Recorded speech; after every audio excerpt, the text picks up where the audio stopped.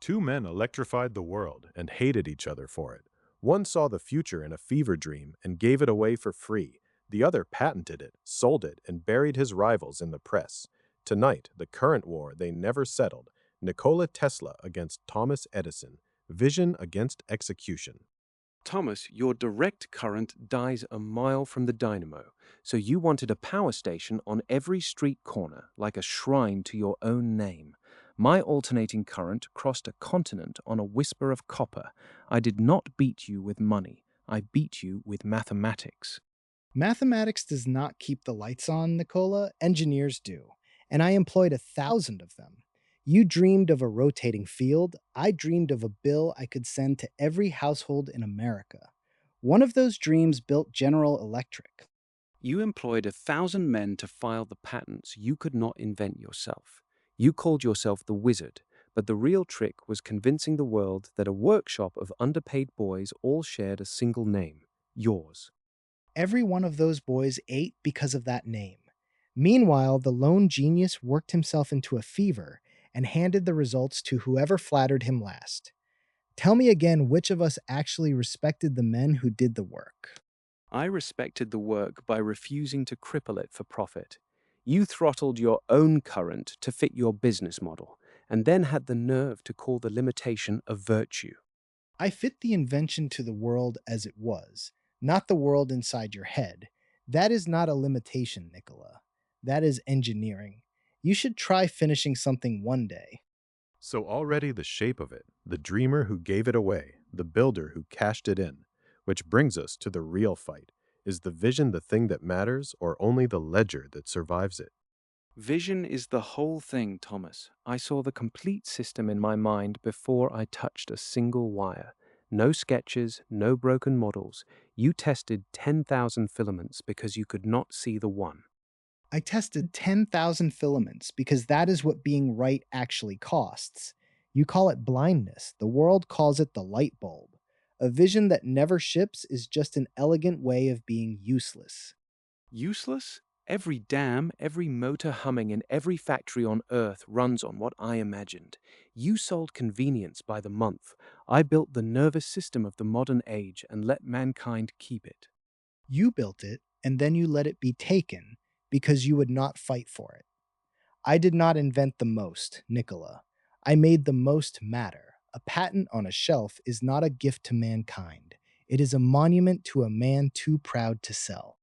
Pride? I simply believed an idea could belong to everyone at once. That is a concept your ledger was never quite large enough to hold. An idea belongs to whoever feeds it, houses it, and defends it in court. You gave yours away and then spent 40 years wondering why you were poor. Generosity you cannot afford is not virtue, Nicola. It is vanity. But execution has a shadow side, and Edison's ledger is not clean. Before we crown the builder, let's talk about what the empire was actually willing to do to win.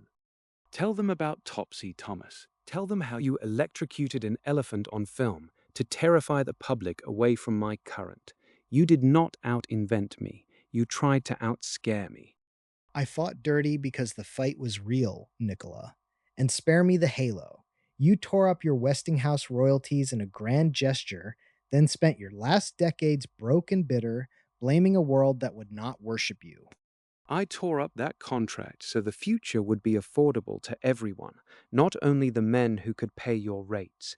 You never once gave away anything a meter could not measure. And that meter fed my workers, funded my labs, and paid for the next invention. Your generosity fed your legend and starved your old age. The martyr is remembered fondly, Nicola, but the martyr still froze in the dark. Better to freeze holding the truth than to sit warm on a fortune built by burning your rivals in the newspapers. The truth does not keep.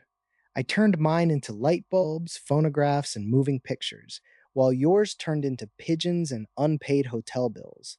One of us shaped the century's evenings, the other narrated them to the birds. And yet, look whose name we put on our companies now. Legacy has a strange sense of humor. So who actually changed the world? The man who won the war, or the man we remember? You won the war, Thomas, and I won the century. Every child knows my name is stamped on the future itself, while your empire had to be rescued by the very current you swore would kill people. My empire lit the world while you were still drawing diagrams in the air. I changed how 300 million people spent their ordinary evenings. You changed how dreamers feel about themselves. Guess which one moved history? You moved it an inch at a time and charged for every inch. I moved it in a single leap and let it fall where it would. You wanted to own the light, Thomas. I only wanted there to be light. Beautiful. Carve it on the headstone. Mine already reads General Electric, and it still switches on every single morning, 100 years later. And every one of those mornings runs on alternating current, Thomas. You lost the argument and kept the logo. History let you keep the smaller prize. I kept the prize that pays. Call it smaller if it comforts you, old friend. From where I am standing, the man who builds the machine always outlasts the man who merely dreamed it. There it is, the dreamer who gave the future away, and the builder who made sure it paid. Tesla imagined the world we actually live in. Edison made sure that world would get built and switched on. Strip away the roast, and you are left with something uncomfortable. Neither one of them, alone, was ever enough. So here's the question I will leave with you. That idea you are protecting, the thing you know is right, are you Tesla with it, too proud to fight, trusting the world to recognize genius on its own? Or are you Edison, willing to get your hands dirty so the thing actually gets built? Because vision without execution dies alone in a hotel room, and execution without vision just sells you a slightly better light bulb. The world only changes when someone is brave enough to be both.